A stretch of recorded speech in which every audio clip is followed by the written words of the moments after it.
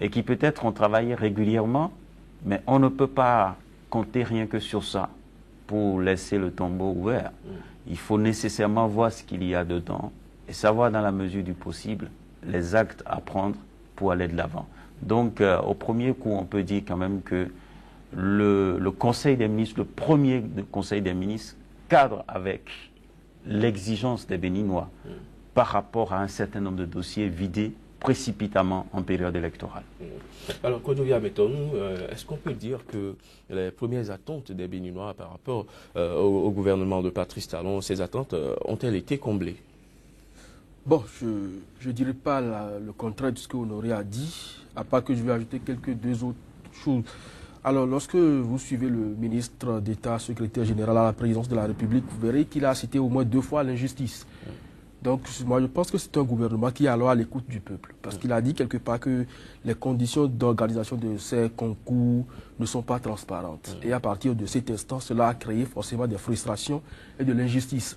Il dit plus loin que des décrets octroyant des primes ont créé également des frustrations et donc source de justice également. Donc le gouvernement a effectivement écouté la population, donc le cri du cœur des uns et des autres seulement que lorsque vous parlez d'attente, ça n'a pas forcément comblé tout le monde. Parce que ceux qui sont admis par exemple pour ce concours, c'est vrai l'expression suspendue ne dit pas la même chose dans tous les cœurs. Certains ont tendance à croire que c'est une façon diplomatique d'annuler ou de façon progressive d'annuler ces concours-là. Alors lorsque vous parlez de suspension de ces concours et des gens qui ont régulièrement travaillé, la commission va faire son travail, mais véritablement pour combien de temps? Alors qu'il y en a qui ont démissionné de leur poste qu'ils occupaient par le passé pour aller en ces lieux de formation, pour pouvoir donc prendre de nouvelles fonctions. Et aujourd'hui, on dit, on suspend. Pour quel délai? C'est ça aussi le problème. Donc tout le monde n'a pas été comblé. Et aussi, lorsque nous prenons par exemple la question de l'énergie, le ministre a dit que c'est un processus, parce qu'il a dit que le règlement ne sera pas de sitôt. Les Béninois attendent quand même qu'on leur garantisse l'énergie à plein temps. C'est vrai, tout le monde sait que cette question ne peut pas être tranchée du jour au lendemain, mais qu'on nous donne avec précision un délai suivant lequel on doit pouvoir être sûr qu'à partir de cette période T, on aura bien sûr de l'énergie disponible. On est comblé, mais pas totalement. Alors, le gouvernement parle de suspension au lieu d'annulation telle que réclamée par les organisations de la société civile. Cela laisse entrevoir quand même qu'il peut y avoir des concours qui ne seront pas annulés à l'arrivée. Non, je pense quand même que c'est une méthode qu'il faut adopter. Ce n'est pas parce qu'on est nommé ministre de la République ou bien parce qu'on a été donc choisi par le peuple pour diriger un pays qu'il faut tout simplement se mettre dans une situation d'annulation ou de suspension où ça risque de ressembler également à une autre pagaille organisée à la tête du sommet. Je pense quand même que le gouvernement a pris la mesure de la situation. C'est déjà le plus important. On aurait pu faire ce conseil des ministres et ne pas parler du tout et faire un compte rendu sans nous dire qu'il y a eu des décisions qui ont été prises par rapport à un certain nombre de décrets. Mais là, au moins quand même, le gouvernement nous a informés qu'ils ont statué sur ces décrets, ils ont décidé de suspendre et de mettre une commission en place. Moi, je pense que c'est la bonne formule. Parce que ceux qui sont en activité aujourd'hui, ce n'étaient pas eux qui étaient aux commandes. Les ministres, ce sont, quoi qu'on dise, même si certains ont fait le gouvernement de Boni-Yahi et autres, mais par rapport à tout ce qui a été organisé dans la précipitation en 2015, ces ministres n'étaient pas impliqués. Donc, ils n'étaient pas au cœur du système pour savoir véritablement ce qui a été fait. Donc, mais quand on observe des dérives, voilà, on a le droit de marquer une pause. Et je pense que le gouvernement marque une pause ici. Et c'est la commission qui doit travailler très très rapidement pour statuer donc, sur les dossiers en cours et faire en sorte que nous puissions avoir toute la lumière. Parce que, Kodjovi Ametonou vient de dire, il y a certains citoyens qui ont composé dans les règles de l'art et qui sont admis. Ces citoyens-là, aujourd'hui, se retrouvent en difficulté parce qu'ils ont peut-être laissé un poste pour reprendre leurs fonctions de l'autre côté, d'autant plus que les procédures ont été donc engagées. Donc ces gens-là, aujourd'hui, sont des victimes, il faut le dire, d'un système mal organisé Et il faut trouver les coupables pour les sanctionner. Et ce sont ces coupables-là qui doivent normalement payer les dommages et intérêts. Parce que si on continue de laisser le pays dans une situation de désordre, ça ne permettra pas d'aller de l'avant. Donc je pense quand même que ceux qui sont fautifs doivent être sanctionnés. Ce sont eux qui devraient normalement payer les dommages et intérêts. On a vu un ministre de la République, ici le ministre de la fonction publique, et qui était fier d'avoir organisé ce concours que les gens ont qualifié de frauduleux.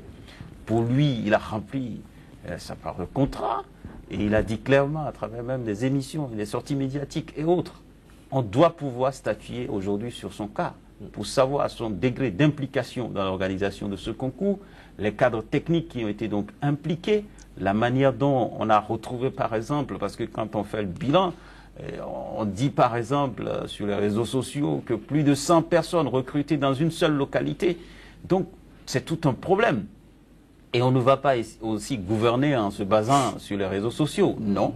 C'est pourquoi il était important de mettre sur pied une commission d'enquête pour faire toute la lumière. Et si on découvre par la suite qu'il y a des concours qui ont été organisés de façon catholique, on doit les valider. Et les gens doivent poursuivre leur chemin et entrer dans la fonction publique comme cela se doit. Mais au-delà de tout ceci, ça montre combien de fois nous sommes attachés, très attachés au concours dans l'administration. Et c'est pour ça que moi je fais un plaidoyer. Le gouvernement actuel doit travailler à ce que nous puissions avoir de nouvelles entreprises solides pour recruter les jeunes. Parce que la masse salariale au niveau de l'administration publique, mais ça se gonfle de jour en jour. Alors que ce n'est pas l'administration qui crée l'emploi. Si nous continuons à envoyer tous nos enfants orientés vers l'administration, d'abord l'État ne peut même pas recruter beaucoup de gens. Normalement aujourd'hui c'est des trous que l'État doit boucher en temps normal. Il faut des entreprises solides pour recruter les Béninois, pour recruter cette jeunesse en attente. Parce que là, il y a un problème qui se pose. Les gens sortent des universités et n'ont pas d'emploi.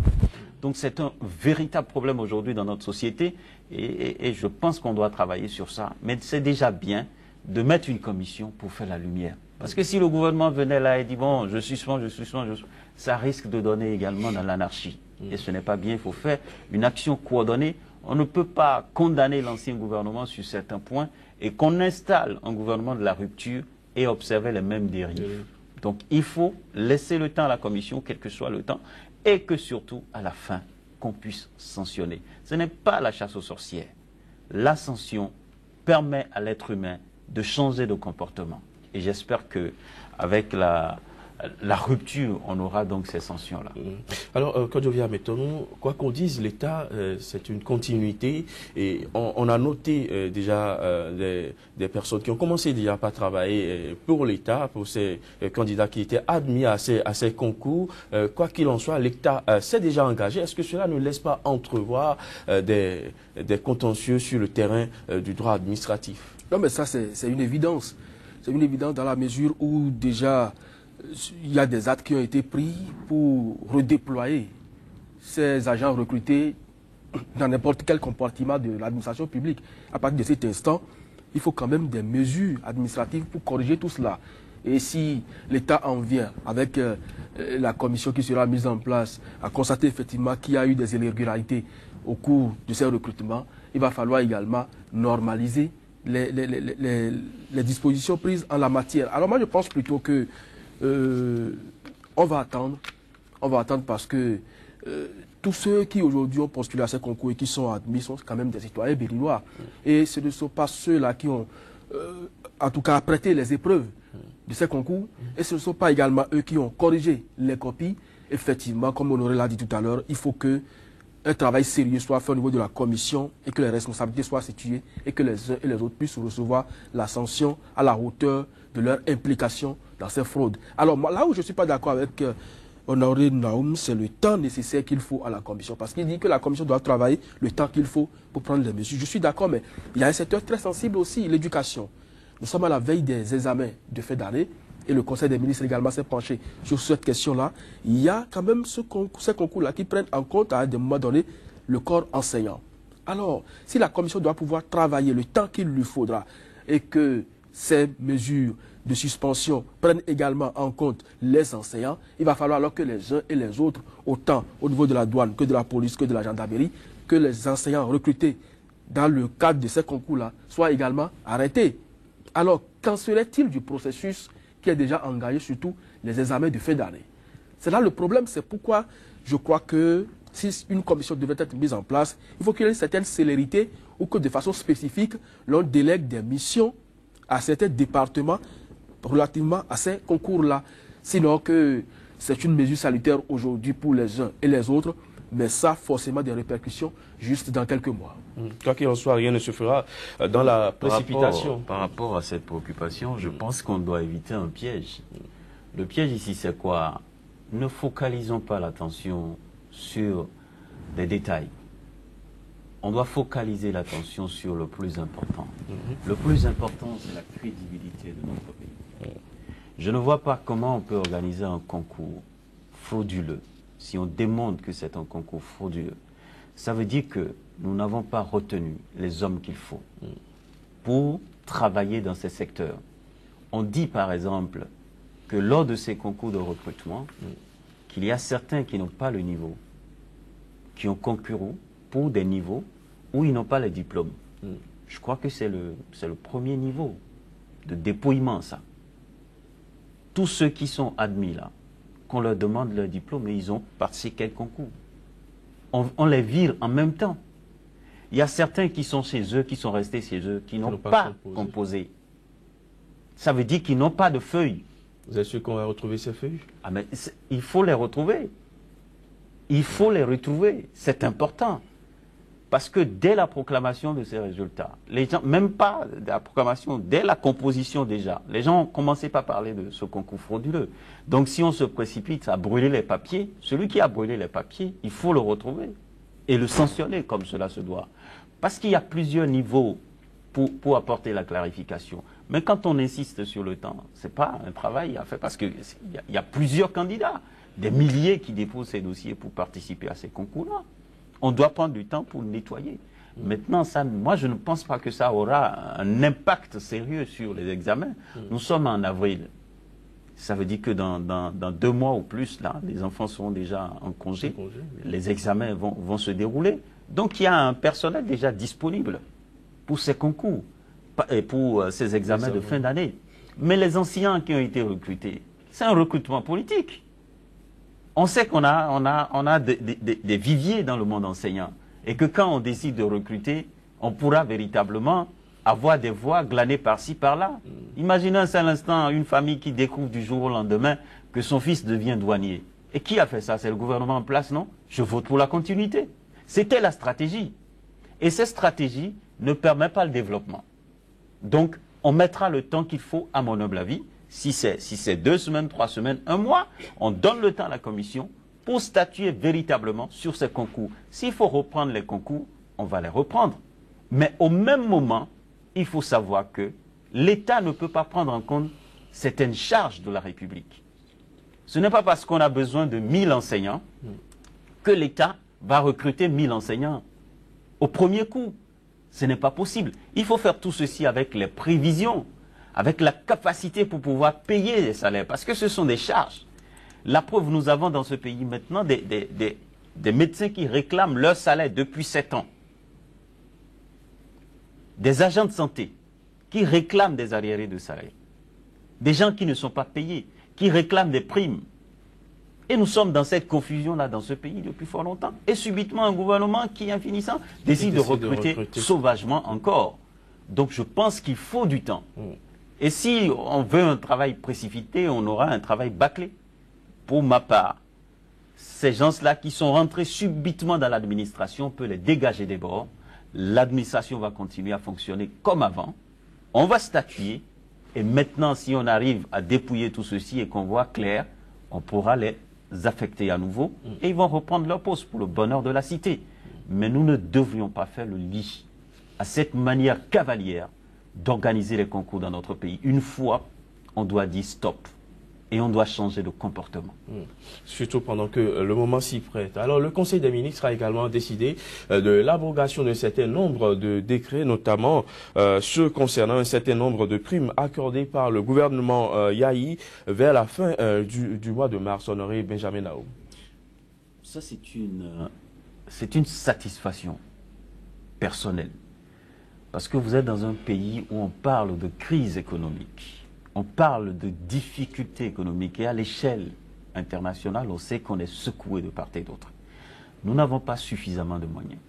Et vous décidez comme ça, du jour au lendemain, d'accorder des primes et même de retourner dans le passé, 10 ans en arrière, pour dire voilà, vous imaginez un seul instant, la preuve dans le Conseil des ministres, le compte rendu nous dit quoi? Nous dit que le gouvernement de Boni Yahi a laissé 47 milliards dans la caisse. Alors que le besoin actuel est estimé à 160 milliards. Et derrière ce tableau aussi sombre, je dis derrière ce tableau aussi sombre, on recrute, non même pas recruter, on accorde des avantages au cadre, on va jusqu'à 10 ans.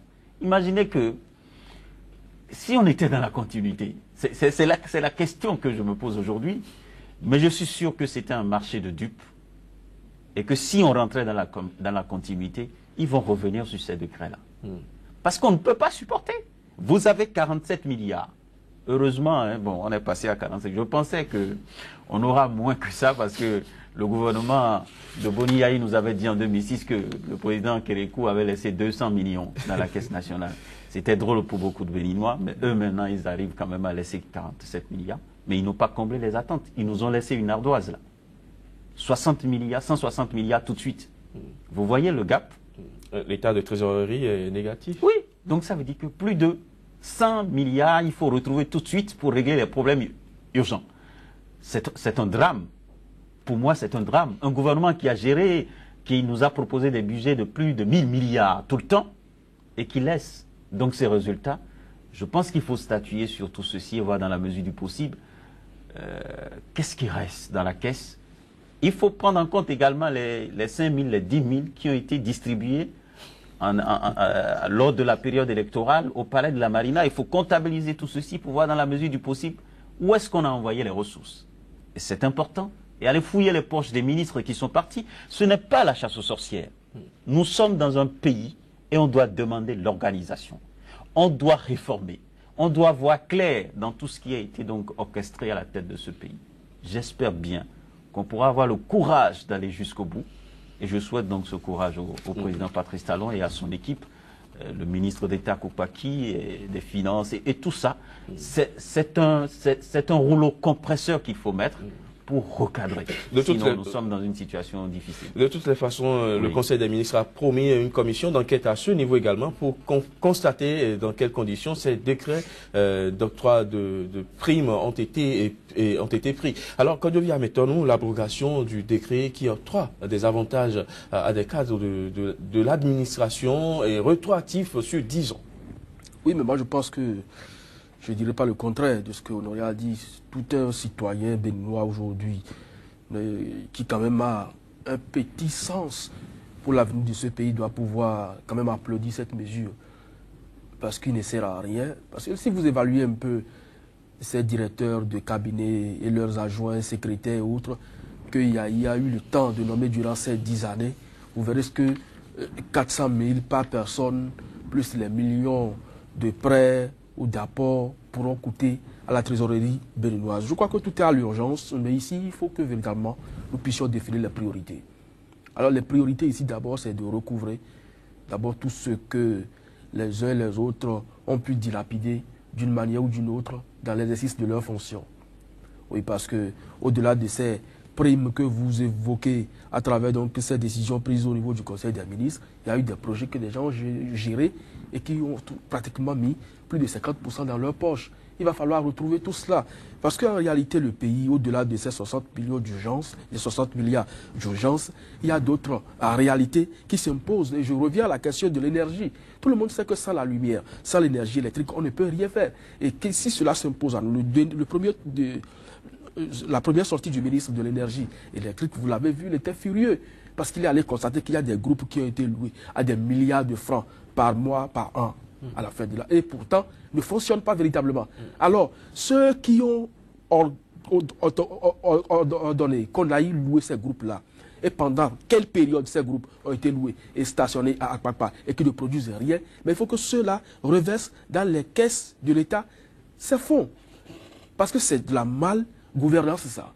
Et moi, je pense qu'en termes de priorité, le gouvernement, c'est sûr que le prochain Conseil des ministres doit pouvoir nous faire beaucoup plus de propositions concrètes parce que tout ce que nous avons aujourd'hui, c'est des mesures, mais vagues. Il faut que de façon pratique, on puisse décliner tout cela pour que l'on sache véritablement sur quelle périodicité on veut mener quelle action et dans quel secteur, pour quel résultat. Parce que c'est sur ça le gouvernement de la rupture sera jugé. Et le président Patrice Talon, nous crois qu'à la lecture de ce que nous avons aujourd'hui comme compte rendu du Conseil des ministres, il y a une méthode, une nouvelle, qui est donc imprimée à l'administration béninoise. Au-delà des postes téléviseurs qu'on a supprimés, il y a également la ponctualité au service. C'est déjà important et c'est déjà des plus pour l'administration, surtout en termes de gains, parce que ces postes qu'on allume toute la journée, parfois qu'on laisse pour rentrer chez soi et revenir le retrouver peut-être en fin de week-end, et également l'utilisation abusive des biens de la République pour des fins personnelles. Je crois que tout ça doit pouvoir cesser et c'est déjà des sommes que l'on va pouvoir économiser pour la République. Mais je continue de dire qu'il faut aller avec méthode et avec chaque secteur sa spécificité. Je continue de le dire, le secteur de l'éducation est très sensible et lorsque vous enlevez un petit maillon du système, vous le mettez en difficulté. Et les acteurs sociaux sont là pour en parler. Et je suis sûr que le gouvernement doit pouvoir donc prendre langue avec eux le plus tôt possible pour que l'on n'assiste pas au cafouillage juste à la veille de ces examens. Puisque vous l'avez évoqué, nous allons y rebondir. Le gouvernement, en vue d'assurer une meilleure disponibilité du personnel de l'administration publique, des offices et des sociétés d'État, a dû suspendre l'utilisation des postes téléviseurs dans les bureaux des agents. Est-ce que des postes téléviseurs, la suspension de ces postes téléviseurs va changer quelque chose au fonctionnement de l'administration quand je viens maintenant? Beaucoup de choses. Mais figurez-vous que la plupart du temps, lorsque vous rendrez visite à une autorité, en tant que même homme de médias, et vous adressez à la secrétaire particulière ou à ces secrétaires particuliers, parce que la plupart du temps, vous les retrouvez 2 ou 3 dans les bureaux, mais non pas votre temps. Soit c'est telenovelas ou carrément c'est... En tout cas, vous ne les verrez pas en train de suivre des informations relatives à leur ministère. C'est carrément autre chose où on suit d'abord la télé, ou carrément on allume la télé, mais on ne la regarde même pas, on ne suit rien sur la télé, mais pourtant la télé fonctionne. Or, cette télévision qui est allumée, c'est quand même de l'énergie que cela consomme. Et pourtant, ça se fait et lorsque vous prenez par exemple le secrétariat particulier, c'est déjà là.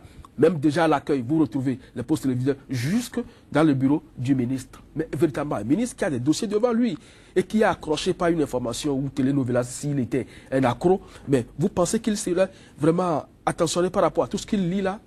On lui amène un document parce que c'est urgent ce qu'il voit à la télé. Ben, il dit ok, c'est déjà bon, non? Et il peut paraffer facilement. Et après dire non, je n'ai pas apprécié l'acte. Mais c'est ce à quoi on nous a habitués pendant longtemps dans la gouvernance du régime défunt.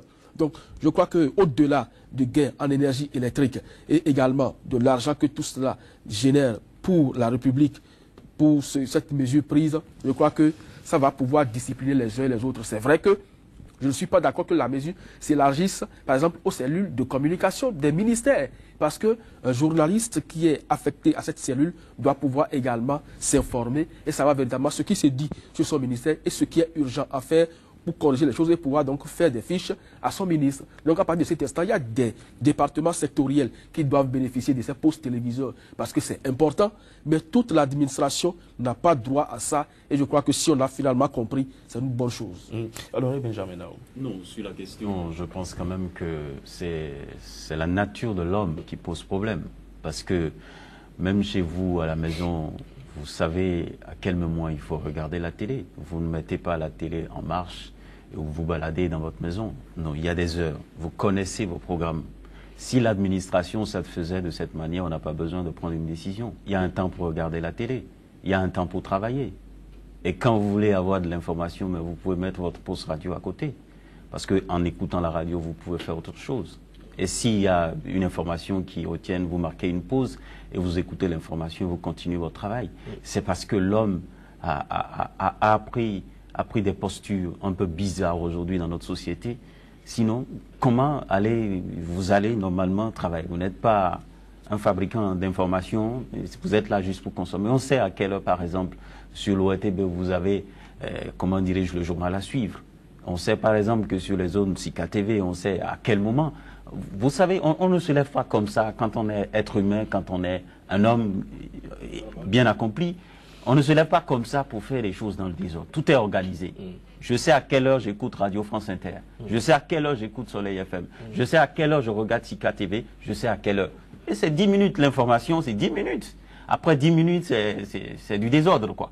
Donc, quand vous finissez comme ça, vous coupez votre télé, vous travaillez. Mais comme les gens ne veulent pas changer de comportement, donc on va tout simplement les obliger à changer de comportement. Cette décision, moi je dis, ça doit être suivi. Ça veut dire quoi? Ça fait des économies pour l'État. L'État n'investira plus dans l'achat des postes téléviseurs. Mais maintenant, il faut surveiller parce que les gens sont capables d'amener leur poste téléviseur de la maison. Ça ne coûte même pas grand-chose. Aujourd'hui, avec 25 000, 30 000 francs, vous avez un poste téléviseur que vous pouvez amener dans votre bureau. Donc ça veut dire qu'il faut un contrôle. Il faut aussi de la sensibilisation pour que les gens comprennent véritablement qu'il faut changer de comportement. Le temps n'est pas beaucoup pour nous sur ce plateau et j'aimerais sauter sur un autre point. Par exemple, le secteur des véhicules d'occasion. Le gouvernement a pris une décision également dans ce sens-là. Et il faut voir clair dans ce secteur. Parce que tout doucement, ce secteur est en train d'être tué par des gens qui ne sont même pas du domaine, qui sont extérieurs. On prélève des primes sur tout ce qui se passe autour de l'importation des véhicules d'occasion, mais ces primes devraient servir à quelque chose, mais vous ne voyez pas le résultat sur le terrain. Il y a même des primes qui sont prélevées et on ne dit même pas là où se trouve la destination. Ça veut dire que vous ne pouvez pas vous lever aujourd'hui pour dire bon, tel montant affecté ou bien tel montant retiré des charges au niveau de l'importation des véhicules d'occasion. Vous ne pouvez même pas connaître la destination. On met éco-tourisme, éco-tasse, éco-environnement, et pavage de ceci, pavage de cela. Mais vous n'avez personne à interpeller pour savoir, mais depuis 10 ans, combien vous avez collecté, combien vous avez investi dans tel ou tel domaine. Aucune traçabilité. Aucune traçabilité. Et je pense que le gouvernement a bien fait d'arrêter, de décider de voir clair dans ce système de véhicules d'importation, des véhicules d'occasion. Il y a un autre secteur qui m'intéresse également, c'est la commercialisation du bois dans ce pays. Et je félicite le gouvernement béninois qui a statué, mais parce que c'est une pagaille qui s'organise, il faut le dire. C'est une pagaille, la manière dont on exporte le bois, la manière dont, je vous dis aujourd'hui sur place, il y a des opérateurs privés béninois qui n'ont plus de bois. On fait la passation de commandes et tout, et on fait tout en catimini, on crée même soi-même des sociétés écrans détenues par des cousins, des femmes et autres. Et ce sont ces gens-là qui gagnent le marché. Et ceux qui sont dans l'exploitation, ceux qui sont dans la commercialisation normale n'ont pas de produits. Ceux qui travaillent ajoutent la valeur, qui apportent de la valeur ajoutée à la chose. Effectivement, n'ont pas de produits. Comment peut-on préserver les forêts dans notre pays dans cette condition-là? Et le gouvernement finissant à laisser faire, je vous dis, à laisser faire durant des années. On met des responsables à ces postes-là et qui font de la pagaille, il faut le dire, la pagaille bien organisée. Et j'espère bien qu'on fera la lumière sur tout ceci pour voir dans la mesure du possible comment on autorise les coupes. Parce que c'est un problème. Et de façon sauvage. Aujourd'hui, on met un mécanisme même en place et ce n'est même pas l'office du bois qui fait les coupes et qui vend. On prend les espaces, on dit tel opérateur, voilà, vous avez gagné cet espace et c'est l'opérateur même qui va organiser les coupes. De façon anarchique. Et arrache tout. Pendant que d'autres entreprises ont des politiques de réforestation et qui veulent apporter de la valeur ajoutée à ce bois, apporter plus à l'économie de ce pays, mais on les met de côté. On les met de côté. Voilà. Je pense quand même que c'est également une décision salutaire. Et je tiens à insister là-dessus.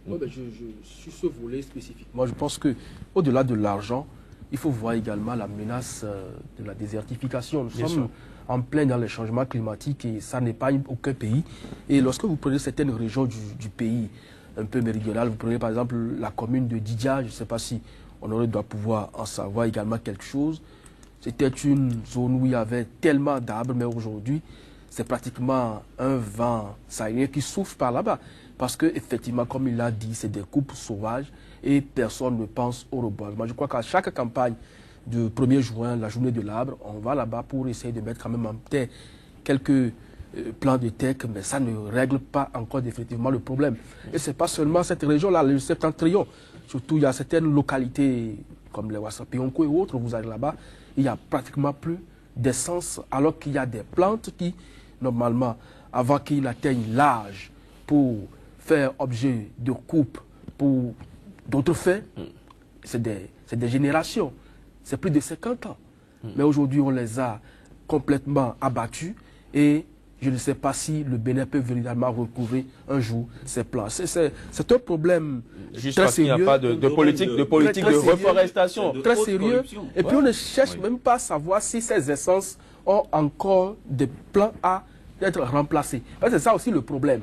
À un moment donné, il y a des formes de bois dont on a besoin dans certaines zones ou dans certains domaines pour travailler. Il ne faut pas quand même que ce que la nature nous a donné, on commence à l'importer du jour au lendemain. Et ça va se faire parce que, véritablement, on ne pense pas à reboiser nos forêts. Et c'est un fait. Et si le ministère a pris une décision dans ce sens, moi je crois que l'on ne se tape pas forcément sur l'aspect financier de la chose, mais qu'on pense à la préservation de la nature, de l'environnement, parce que le changement climatique n'épargne personne.